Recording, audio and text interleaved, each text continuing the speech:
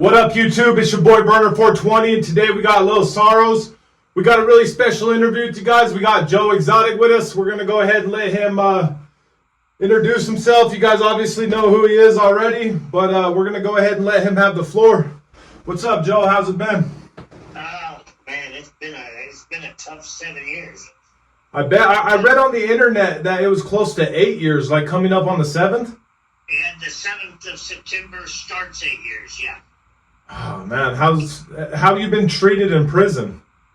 Well, it really has been tough because when they first arrested me, they held me without bond. They kept me in Grady County in Oklahoma at the federal hold over there.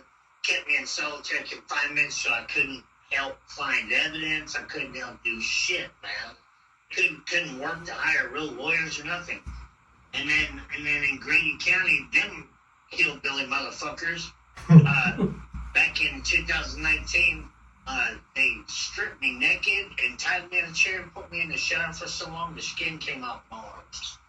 And the social media teams put pictures of that all over the internet. And then in 2020, as soon as Tiger King came out, my first day in federal prison was March the 25th, like 6 days after Tiger King came out. And then them motherfuckers in Texas kept me in the shoe in solitaire for the first 11 months. Yeah, so I definitely feel you on that when it comes to mistreatment in prison, because I did 8.5 years in prison myself, and I've seen them absolutely neglect inmates. So I definitely feel for you on that. So I got a question for you. How accurate do you think the Tiger King was? There wasn't nothing accurate about that at all. What would you say the most inaccurate thing about it was? The only close thing that they got was Carole killed her husband. There's so many different parts that upset me because I just saw the first part of it about 8 months ago. Yeah. And, first of all, I was the only one in the show with teeth wearing clothes, it seemed like. And they made me out to be the meth head. And then Shaft, the girl that lost her arm, they could have set her in front of that very tiger cage, and she could have talked about conservation of tigers or tigers in captivity or anything. But instead, they set her in a junkyard to make the people presume that the zoo was that junky. And then they got, who in the hell interviews a hitman in a bathtub? You know what I'm saying? and then they got Rick Kirkham, the dude with the leather hat, smoking a cigarette all the time. Yeah. He's the piece of shit that was my producer and everything. Everything that you saw me on Tiger King, I didn't film for Tiger King. That was all scripted for a reality show that he scripted. And then he turns around and accuses me of being this crazy bastard. I feel like the people that like to accuse us the most are the ones that don't know us at all. It's crazy, man. So I was reading through right here, and it says that a lot of your rights were violated. So I'm going to go ahead and read a couple of them and just kind of elaborate on the situation. It says on February 26, 2018, conversation between myself and Adam Glover regarding the murder for hire text messages were created by me and staged. Can you explain on that a little bit? That was Alan Glover and Jeff and the federal agent all staged how to create those text messages, fake text messages, making it look like I was the one talking to Alan. Yeah. And then it also says, I introduced an undercover agent to Joe at the direction of Matthew Bryant and Adam Fairbow for the purpose of creating a crime. Will you go ahead and elaborate on that a little bit? Yeah, that's another one. James Garrison and Jeff Lowe and Agent Bryant all concocted this whole thing, and James kept calling me, God, 2-3 times a week. Hey, I want to come up to the zoo. I got a guy I want you to meet. I want to come up to, and you can look at the text message on joeexoticofficial.com. For almost a year, I told him I was either busy or I was not at the zoo or anything. And then one day, just out of the blue, without calling, they show up with this undercover FBI guy. Okay, and I knew something was fishy because you just know Jeff and James record everything that they do, so they can blackmail each other. So I knew something was up, and then he introduced me as a guy that could take care of Carole. And if you look at the video that they showed at my trial, man, they tried to get me to go get a gun at the flea market. I wouldn't do that. They tried to get me to go get burner phones at the Walmart. I wouldn't do that. And then just out of the blue, I was like, these guys ain't never going to leave. I said, so how much do you charge for something like that? And the undercover guy goes, $10,000. And I took him and showed him the computer on the books for the zoo. And I was like, it's $13,000 in the hole. I said, we ain't got $10,000. But we'll do it for half price. I said, you see that red line right there that says minus $13,000? We ain't got $5,000. And they finally left. Never talked to them again. Never heard from them again. Until the U.S. Marshals arrested me on September 7th, almost a year later. It also says right here that Alan Glover committed perjury on the stand. Yeah, I mean, he admitted, Kelly admitted on world television on season 2 of Tiger King that he lied to the jury and made it all up. I didn't give him that $3,000 to kill Carole. He didn't go to Florida and cross state lines like said they did, in order to make this federal. And then he went one step further and took them to the zoo and showed my lawyers and Netflix where he had a murder weapon where the original plan was to kill me. I'm just reading through this and I physically can't believe what I'm seeing because I feel like there's so many violations of your rights that I can't believe that none of this has got your entire case thrown out yet. It says right here that Ashley Webster had a sexual relationship with Alan the entire time. They never disclosed it. Yeah, and the federal agent was buying stolen stuff from James out of his warehouse where he was selling stuff in Ardmore, Oklahoma. The problem is they made me use public defenders because I couldn't afford lawyers. I couldn't get out to work to afford lawyers. And every appeal that I filed, they denied it, blaming it on the public defenders didn't raise enough objections. So I have a question. I read somewhere that you were trying to get a pardon from Trump. Did you ever get a hold of Trump or anything? I have never been able to get a hold of Trump directly, but the U.S. pardon attorney, Edward Martin, 2 weeks ago notified my lawyers that my clemency application was under investigation, and then my counsel called me on 2 Sundays ago, and he got an email from the U.S. Pardon Attorney's Office wanting a status update on me.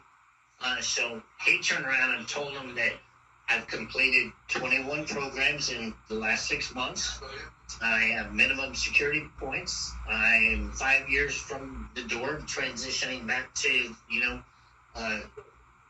to the free world. And I've never disrespected the staff. So they're working on it. I just need Trump to sign it. I feel like you've been trying to get a pardon even when Biden was in office, correct? Yeah, he actually denied it. Of course he did.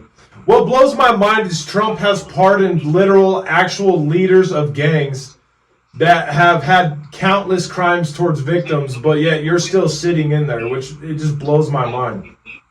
It's hard to believe, isn't it, that he's pardoned people that actually have committed 2 murders.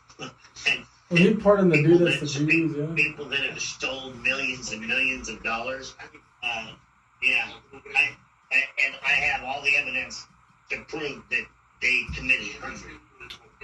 Well, I got millions of followers, so I'm definitely going to upload this to all my platforms, and we're going to see what we can do. I can't promise anything, obviously, but I know we're definitely going to be able to get some attention to the situation. Well, I sure appreciate it because, midterms is coming up, and that would be like one of the best things Trump could do right now because, he's lost a little bit of credibility, and you and I both know that the minute he lets me out, I would dominate the news for 6 months. So. Oh yeah, 100%, absolutely. I could walk them through the midterms if he would just be smart enough to do that. What would you say is the biggest violation to your rights that you've had since being incarcerated? Well, your Constitution says that you have the right to non-excessive bail. Okay, I didn't get any bail, and you got this illegal guy down here in Houston that killed his 5 neighbors and been in the country 3 times illegal. Hell, he got bail. Yeah, that makes no sense. I didn't get bail at all. Okay, and then I didn't get a fair trial because the government had the evidence that showed I was innocent. But you're supposed to have a jury of your peers, okay? And I consider my peers to be veterinarians, agricultural people, zoological people, stuff like that. Hell, I was tried by 12 secretaries from Tinker Air Force Base. The biggest part that I disagree with this whole system and I think is a violation of my rights and anybody else's rights, you probably experienced it too, was I started with only 1 charge, and the minute that I asked for a trial, they superseded me with 22 more charges. So your original sentence, they were trying to hit you with like 72 or 73 years, correct? Yes. And then now you're serving what, 22 years it says? 21. 21 years, even though you didn't really have a violent criminal background or anything. I never had a speeding ticket. That blows my mind. What's crazier is there's like a 24-year-old dude in here that stabbed his mom to death and drug her body out in the woods and set fire to it on federal property.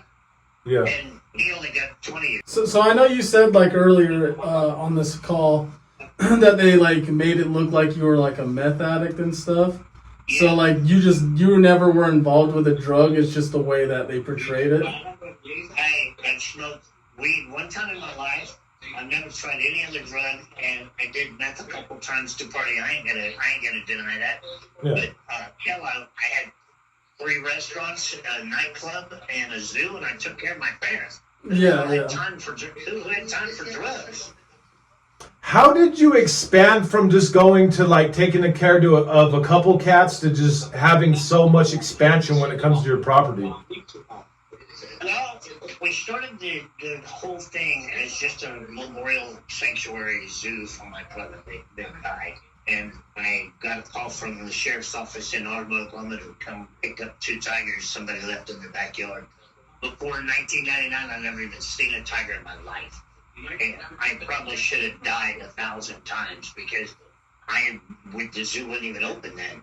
And I locked myself in that cage by myself and cleaned them 2 tigers' cage every day. Never got hurt. And then they had 6 babies about 6-7 months later. That was my first experience with baby tigers. And then just for some reason, different game wardens and sheriff's offices and sanctuaries closed them down. Called me from all over the United States to come get tigers. And it turned out that, hell, I was I rented cattle semi-trucks to go get 42 tigers at a time. That's how many tigers I would go get at a time. And that's when the public started calling me the Tiger King, clear back in 2006. And I can just say God gave me a gift to work with tigers. It was crazy because I've never been hurt by any of them. And I could walk in a cage with 20 at a time. So, but tigers weren't the only thing you took care of. Didn't you also have a spider monkey? Oh, we had 1,400 animals, 100 different species. I had chimpanzees, I had miniature apes, I had zebras, camels, I had all of Michael Jackson's reptiles. I had everything. And correct me if I'm wrong, but after you got incarcerated, didn't Carole just pretty much pawn them off on somebody else? She did. And she has since then pawned her own off on someone else and sold her property there at Big Cat Rescue in Tampa for $19.5 million. So she don't even take care of tigers anymore. And she banked $20 million. That was her agenda, was to shut me down because I was the biggest in the world. She worked with, even though they made her look bad, she worked with PETA. She worked with Eric Good, the producer of Tiger King, to make us all look bad. They put me in jail. They arrested Doc Antel. They took Tim Stark's animals away. They took Jeff Lowe's animals away. they closed us all down except for Carole's friends. Like, why do you think she targeted you in the beginning at first? Like, was it just some random person that just started talking shit about you and then she just, like, kept gaining momentum? Or how did you get introduced to her? You know, I've never even seen her in real life until my trial. But back in, like, 2007, I read an article in the Oklahoma City newspaper about this little shitty roadside zoo. And the more I read, it was about me. And it was written by a lady named Carole Baskin. And so I Googled Carole Baskin, and the first thing that came up was her husband was missing. Okay, and that's when the old police chief of me kicked in, and I was like, you know what, this lady's bashing me online. Let me see if I can figure out what the hell's going on with her missing husband. So the more I ignored her, the worse she got. She would pay people to show up at my shows. Because I used to tour doing magic, and they would protest my shows. She bragged about hiring somebody to actually follow me for a complete year. And you couldn't ignore her. The more tigers I got, the more Carole got after me.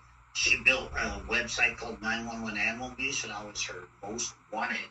Okay? She was a stalker from hell. She sounds like a complete narcissist. Oh, dude, crazy. So when I started Joe Exotic TV on the internet, you know, I was like, hell, she's making all this money making people think I'm an animal abuser. So I started advertising and shit that she killed her husband. And that was pretty much really the extent of our war. Was she used me abusing tigers because I took baby tigers away from the mom in order to let you pet them. That was her animal abuse. And she got people to donate money to help her stop me. And I got people to help donate money, convincing them that she killed her husband. Did Carole ever try to sue you for defamation because you were pretty much saying that she killed her husband? No, never. The lawsuit that we got involved in was some of her staff had a picture on, or volunteers had a picture on their Facebook of them holding bloody rabbits and laughing about it because they beat them in the head to kill them to feed the tigers. So I sent that picture, I posted it on my Facebook, and I sent it to every rabbit rescue in the country, and they got on her ass so bad. So she went and she bought the picture for $5, and this is like 3 months after I posted the picture. She buys the picture from the volunteer for $5, she copyrights it, then she files a lawsuit on me. And hell, I bet I spent $750,000 trying to defend myself. Finally, my lawyers were like, you know what, just let her get a judgment against you. Because it's in Florida, and you live in Oklahoma, and just file bankruptcy on it. So that's what I did. You weren't new to content. You used to run like a show every week, didn't you? I had my JoeExoticTV.com every night at 7 o'clock. Yeah, that's a lot of dedication. Yeah, we did it for fucking 6-7 years, yeah.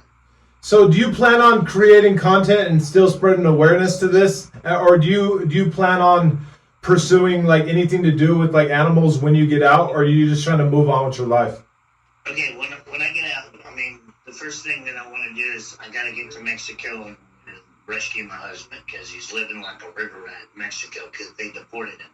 And then as soon as I get him situated and stable and we get a place where it's safe and we don't have to worry about cartel and all that shit, I want to start. Well, first thing I want to do is I want to testify in front of Congress about what really goes on in here.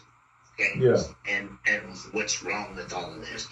Then I want to get really involved with conservation of wild tigers. And, you know, I tell everybody, if I have to, I can give a shit less about Russia and Ukraine, but if I have to rub elbows with Putin to get him to help me build a conservatory in Siberia to breed and release wild Siberian tigers, that's my dream goal.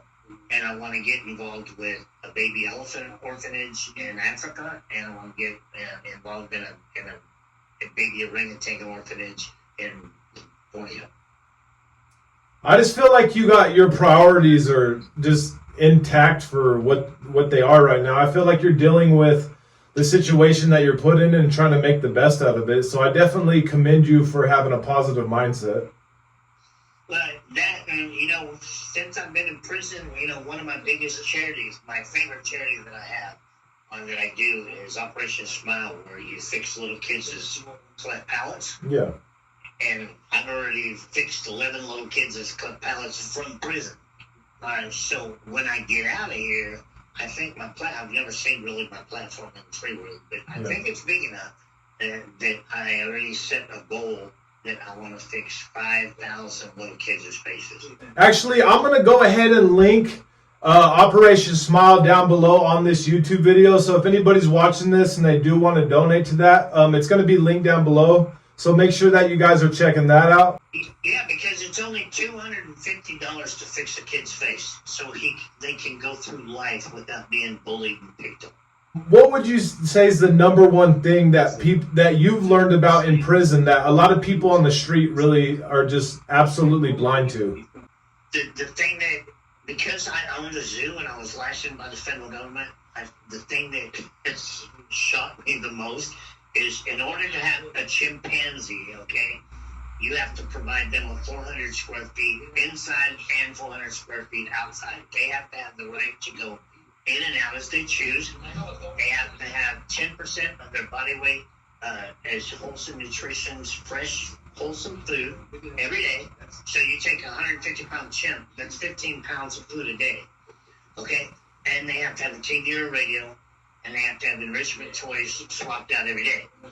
A human being in prison, 70 square feet, that you can be locked up in solitary confinement forever with no TV or radio, and you only get 2,000 calories a day, and most of that's made up with cookies and cake, so they don't have to give you any food. And most of your food in here is expired. And like right now, we're living with mold, scabies, rats.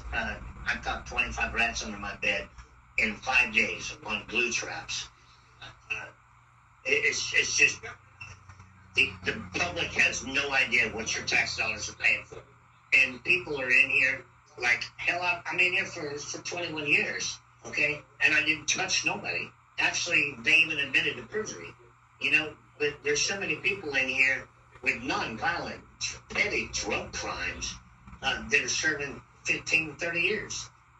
After 5 years, I think 90% of people, there's no turning back to normal society because you fall into the system, and it's bad. You know that. Yeah, absolutely. It's like I tell people when it comes to being incarcerated in prison, even if you don't get involved in violence, you still experience violence, which will give you PTSD. Oh, absolutely. And I've seen so many good people come in here and get started on drugs and go to shit. How was prison like because of your sexuality? Like, do you feel like anybody's targeted you because of that? No. And I'm in a medical center, so it's a little less. I mean, there's still politics here, but there's a little less. No, I think that's the only thing Tiger King did for me was made me popular among the inmates. Yeah. Because all their family likes me. I don't know. I think you're funny, bro. Like, and I can respect someone that keeps it real, and that's what I like about your attitude and the way you hold yourself. So I definitely appreciate that about you, because prison definitely desensitizes you in a situation, and it makes you like a different person than you were in a past life, Right. Definitely changes you. It really does. But I'm looking forward to getting out and putting this all behind me. And the minute I get out of here, you'll never hear Jeff, James, Carole, and them's name out of my mouth ever again. I definitely agree with that. So do you have a lot of support in prison? Do you feel like Tiger King got you a lot of people that like write you and try to like support you like financially and stuff? Well, the financially part is bad because everybody thinks that I got paid from Tiger King, and I didn't. Yeah, I didn't think you did. They used to bring my mail to me in Walmart sacks, yeah. And believe it or not, that's what got me through all of the solitary confinement is letters. So you would say that you've gained a lot of people that support you. Does it feel good that you actually know that you have people out there that know that you didn't do what they're saying that you did? Oh, absolutely. And I get letters from Australia, Iceland, Bulgaria, Belgium, the United Kingdom. Yeah, it's all over the world. And the funny thing is Jeremy is not one hate letter ever, because people that hate are too lazy to pick up a pen and a paper and go to the post office. Yeah. They're just keyboard warriors on the internet. Yeah, absolutely. And out of the probably 75,000 letters that I've gotten, never one hate letter. Yeah, that's how I try to explain to people. I always get people that troll me on the internet, but yet never one time in my entire life have I ever had somebody approach me on any hostile stuff or try to start any problems with me. So I definitely feel for you on that situation. Yeah. I send my love and support, my prayers to you. And like I said, I'm going to link that Operation Smile down below so people can support it. And yeah, definitely we can do a round 2, and I can give you a little update on how much money we raised towards that cause. I appreciate it. Have everybody get on jonesonicofficial.com. Absolutely. I'll link your website too. Yeah, get some gear, because that's what pays lawyers. But the evidence link is there, and that's what's important, is share that evidence. No, I will. I will link how many times they violated your rights into the video. I appreciate you, Jeremy. Absolutely. Have a beautiful night, brother. Tell everybody I send my love. Yeah, absolutely. We send ours too. See you, man. Okay.